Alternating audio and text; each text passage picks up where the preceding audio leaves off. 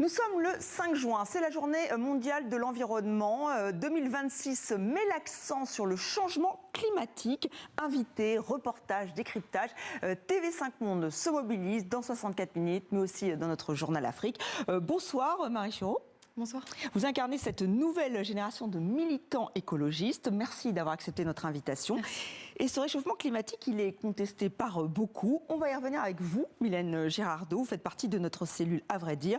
Vous allez donc revenir sur le cyberharcèlement qui touche beaucoup de journalistes et d'experts. Oui, pour tuer le message, on tire sur le messager. C'est bien connu, c'est bien comme le monde. Voilà, vous allez nous expliquer tout ça. Alors Marie Chiraud, c'est important, une journée dédiée à l'environnement. Est-ce que vous allez faire quelque chose? Est-ce qu'il y a des mouvements qui sont prévus? Oui, je pense que c'est important et ça l'aide. Enfin, c'est d'ailleurs crucial en ce moment quand on voit qu'on a vécu des canicules impressionnantes ces dernières semaines. Et moi, j'ai aussi l'impression qu'on a tendance à moins parler d'environnement en ce moment. Et donc, d'où l'intérêt de recentrer le débat sur l'environnement parce que en fait ça nous concerne tous et ça nous menace tous. Moi en tant que jeune, on nous bassine depuis qu'on est né, en fait depuis notre naissance, on nous parle d'environnement, on nous parle de développement durable, on est né avec ça et on continue de vivre avec. Et pourtant on finit toujours par nous dire c'est à vous de gérer ça parce que c'est votre futur. Mais c'est important aussi de se dire qu'en fait toute la société elle est menacée.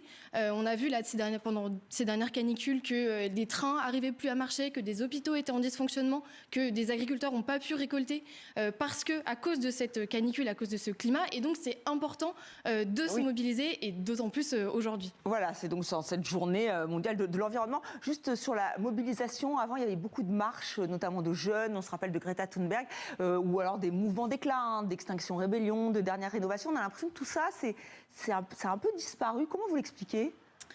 Moi, je l'expliquerai par deux choses. Je l'expliquerai d'abord par le mépris des gouvernements que les chefs d'État ont pu avoir à notre égard. Moi, j'ai fait partie des grèves pour le climat depuis le début. Et en fait, ça a été vraiment une douche froide en fait, que d'arriver dans les ministères, d'arriver à l'Assemblée nationale. Alors, OK, les politiques, ils viennent faire des selfies avec nous. Et puis, juste après, ils viennent voter des accords de libre-échange, par exemple. Emmanuel Macron qui dit « Make Planet... Great again ». Et en fait derrière c'est des tonnes de lois en fait qui sont climaticides et des prises de parole qui sont aussi climaticides. Et donc en fait je pense que oui il y a une espèce de... Vous êtes très déçus par toutes les par les politiques, c'est ce que vous venez de nous dire. Alors je vous emmène, si vous le voulez bien, à l'île de la Réunion, puisque, bonne nouvelle, elle s'est agrandie de plus de 8 hectares après la dernière éruption du piton de la Fournaise. Cette matière en mouvement est aujourd'hui figée, refroidie. Seuls les volcanologues peuvent y accéder, mais ils ont accepté d'emmener avec eux notre équipe. Reportage à Sainte-Rose, Mathieu Alonso et Anna Bellissens. Voici l'extension de l'île de la Réunion, encore fumante, craquante. Un peu plus de 8 hectares de lave cordée, de lave drapée, de fontaines figées, comme si le temps s'était arrêté pour laisser la vie prendre possession des lieux. Il y a très probablement des tunnels de lave là, dans des espèces de manchons de lave qui se dirigent vers la mer. Le directeur des observatoires volcanologiques et sismologiques, François Bauducel, accompagné de l'astronome Guylaine Lagache, nous emmène à la découverte de cette terre nouvelle, interdite d'accès au public, 2 mois à peine après la fin de l'éruption. On sait que ça s'est quand même relativement stabilisé, mais si jamais vous sentez que ça craque un peu sous vos pieds, vous n'hésitez pas à faire un pas sur le côté. Chaque reconnaissance sur cette plateforme commence par des mesures thermiques. Là, on a une zone à 150, là, 154. À l'aide d'une caméra choisie pour restituer les températures les plus extrêmes en surface. Il y a des points à plus de 300 degrés, donc globalement c'est noir en plus, donc ça absorbe bien la chaleur du soleil. Mais on a aussi cette radiation qui est relativement importante. Donc voilà, ma caméra, là j'ai un point à 150 degrés droit devant nous par exemple. Je ne mesure que de la surface. Ouais. Donc les mesures thermiques, elles nous permettent aussi de caractériser, de décrire cette plateforme.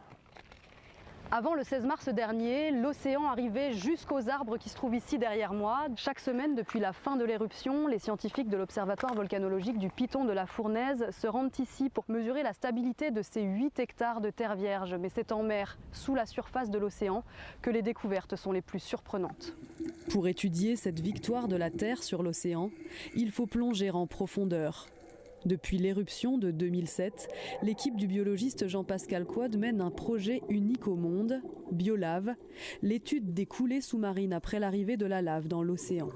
Avec une découverte majeure, après la destruction, la vie se dévoile. Ce qui s'est passé en 2007, c'est que la coulée, elle est descendue jusqu'à 700 mètres de profondeur.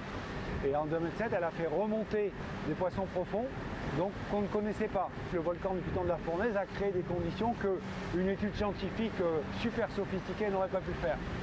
En 2026, la lave et l'océan se rencontrent un mois durant. Sous la surface, l'extension de l'île plonge à plus de 35 mètres de profondeur et construit des fondations nouvelles à coloniser. Ce que j'observe là, c'est quand même le début de la vie, puisqu'on va venir regarder comment les coraux s'installent sur les coulées de lave tout neuves. Et moi, ça me permet de faire surtout un saut millénaire, c'est-à-dire que du point zéro, du temps zéro, je vais basculer par exemple dans le récif côte ouest, qui lui a 10 000 ans d'histoire. Être témoin du commencement pour aider les coraux à se recréer, là où ils sont menacés. À La Réunion, l'hyperactivité du Piton de la Fournaise offre une autre chance inestimable, assister en direct à la formation de la plus jeune plage du monde, un cadeau pour les scientifiques et pour l'île tout entière. Voilà pour ce magnifique reportage, beaucoup moins réjouissant, l'écocide. En fait, c'est un crime, un crime qui a été reconnu au niveau européen, détruire, polluer l'environnement. Marie Chureau, est-ce que c'est un de vos chevaux de bataille? Est-ce que vous trouvez ça inquiétant? Alors moi, il s'avère que je suis juriste, donc c'est un sujet qui m'intéresse particulièrement. Je pense que c'est important de montrer à quel point les entreprises, elles font ce qu'elles veulent. Elles font ce qu'elles veulent pour piller, pour détruire, pour s'approprier en fait l'environnement justement à des fins de profit pour une minorité.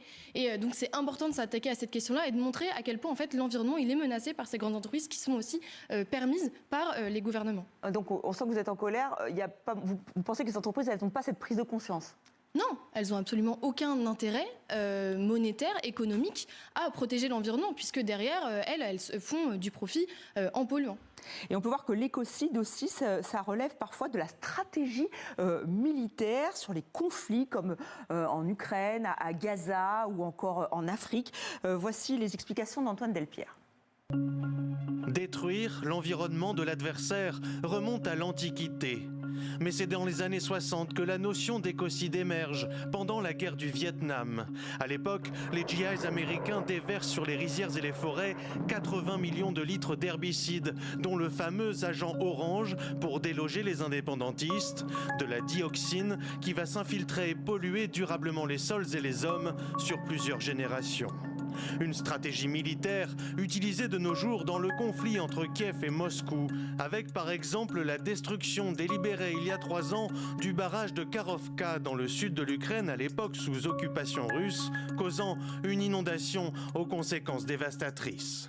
Cet État-là, par exemple l'Ukraine, doit investir des ressources financières, des ressources matérielles, des ressources humaines à la reconstruction de ses infrastructures, aussi à la restauration de son environnement. Donc évidemment, chaque dollar ne peut pas être investi dans le complexe militaro-industriel.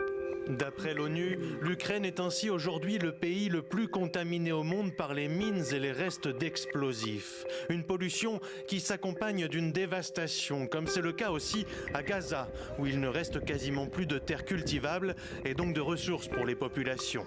Même stratégie en Syrie ou comme ici au Liban, où l'armée israélienne a utilisé plusieurs fois des munitions au phosphore blanc et pulvérisé récemment du glyphosate à haute concentration sur les champs du sud du pays. Ça force aussi des déplacements majeurs de population. Donc encore là, on se retrouve face à un choix.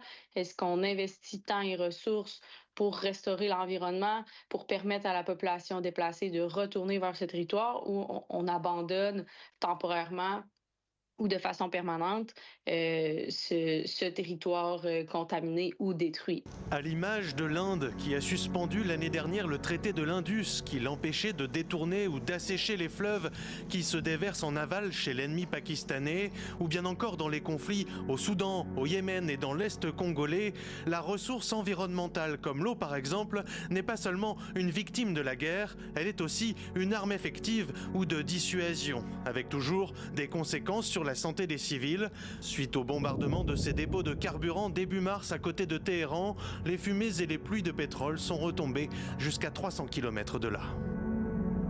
Et il y a un autre terrain de conflit, les réseaux sociaux. On en parle avec vous, Mylène Girardot. Pas facile en ce moment d'être un expert climat. on se fait vite cyberharceler. Effectivement, je vous disais, pour tuer le message, on tire sur le messager. C'est un adage bien exploité par les désinformateurs, en particulier sur la question du changement climatique. Alors, quelques exemples et un peu de contexte. Début mai, le GIEC, le groupe intergouvernemental des experts sur l'évolution du climat, a mis à jour ces scénarios, les plus pessimistes, qui étaient déjà considérés comme improbables depuis longtemps, car basés sur l'absence d'action pour limiter le réchauffement. Eh bien, ces scénarios ont été définitivement abandonnés. Ça a été l'occasion d'une nouvelle vague de haine sur les réseaux à l'encontre des scientifiques. Vous allez voir défiler quelques publications sur X. Ils sont accusés d'être des arnaqueurs, politisés, payés par les lobbies. Sur le refrain de « on vous l'avait bien dit, ils exagèrent », la science est même comparée à une religion. Les campagnes sont coordonnées avec les mêmes narratifs repris en bloc. Ici, des questions de bluff, de modèles apocalyptiques bidons, de scientifiques dissidents qui quittent le GIEC. Et ça a repris de plus belle il y a une dizaine de jours avec la vague de chaleur qui s'est abattue sur l'Europe. Oui, la canicule a remis une pièce dans la machine. L'agroclimatologue Serge Zaka le souligne dans cette publication du 25 mai. Depuis 5 jours, écrit-il, tous les scientifiques du climat sont traités de menteurs, de vendus, de catastrophistes, d'exagérés ou d'employer des termes inadéquats. Certains préfèrent d'ailleurs abandonner le débat sur les réseaux les plus violents comme X. Et puis, les journalistes aussi ont été visés, en particulier les journalistes météo, qui ont même dû justifier la couleur employée pour leur carte de prévision. Maintenant, plus de 24 heures, 48 heures très exactement, que l'on reçoit sur les réseaux sociaux des messages d'insultes, de menaces, parce que le rouge est indiqué sur les cartes météo de BFM TV. Mais je vous rappelle que l'explication est très simple. On est 15, 16, 17 degrés au-dessus des normales de saison en cette fin de mois de mai.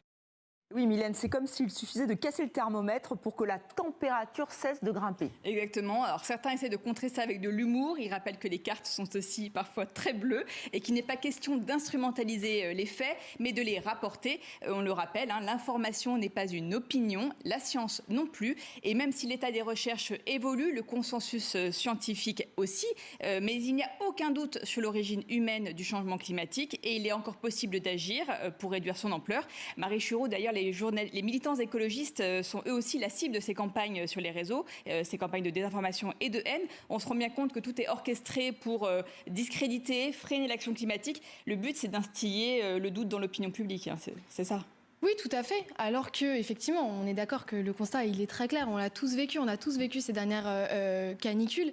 Et donc, moi, j'invite plutôt les gens à essayer de voir, en fait, concrètement, c'est quoi les destructions au quotidien, comment est-ce qu'on peut se mobiliser. Il y a énormément de collectifs en France qui se mobilisent. Il y a quelques semaines, on en a très peu parlé, mais il y a 650 collectifs qui se sont mobilisés, qui ont fait plus de 50 actions partout en France pour lutter pour le climat, mais aussi contre des destructions environnementales, pour lutter contre le fait de couper des arbres, le fait de mettre en place des autoroutes. Et donc ça donne aussi de l'espoir et ça vient aussi montrer une autre facette de ce que les Français ressentent face au changement climatique. Donc voilà, il n'y a pas que les climato-sceptiques, même si on va y revenir dans quelques instants. Alors à vrai dire, c'est effectivement ce rendez-vous en plateau, mais c'est aussi une nouvelle émission présentée par Mohamed Kassi. Et le prochain numéro est à suivre le 9 juillet prochain. Des informations climatiques périls sur la planète avec le reportage de nos envoyés spéciaux en Argentine. Simon Rodier et Lola Colomba ont enquêté sur les ravages du déni climatique et ils nous ont fait parvenir ce petit message. Salut à tous, on est en Argentine sur un glacier avec Lola Colomba juste derrière moi qui est en train de filmer. Qu'est-ce que tu filmes, Lola? Alors je filme un glacier, on a marché 45 minutes pour venir ici, pour monter à plus de 4200 mètres d'altitude. Il fait très très froid, on est dans la cordillère des Andes, à peu près au centre du pays. Voilà, on a mis les manteaux, il fait très très froid, en dessous de zéro ça c'est sûr, et surtout le vent. Ici, c'est les scientifiques de Yanigla, c'est l'Institut de glaciologie, c'est eux qui étudient les glaciers, qui les inventorient, parce que les glaciers, c'est très important, vous le savez, c'est là où se trouve la glace et l'eau, évidemment, qui ensuite va dans la vallée là-bas, vers Mendoza, c'est un peu plus loin, c'est une grande cité viticole, agricole, il y a vraiment un besoin d'eau énorme parce que c'est une cité et une province aride. Et bien ces gens-là, ils protègent les glaciers et pourtant ils sont attaqués par la désinformation, attaqués aussi par le fait que des gens nient le changement climatique. Et c'est ce qu'on va vous raconter dans ce reportage en Argentine et dans les Andes également. Voilà, prenez note pour voir ce reportage. Ce sera le 9 juillet sur TV5 Monde, une émission présentée par Mohamed Kassi. Merci Marie d'être venue sur notre plateau. Merci Mylène.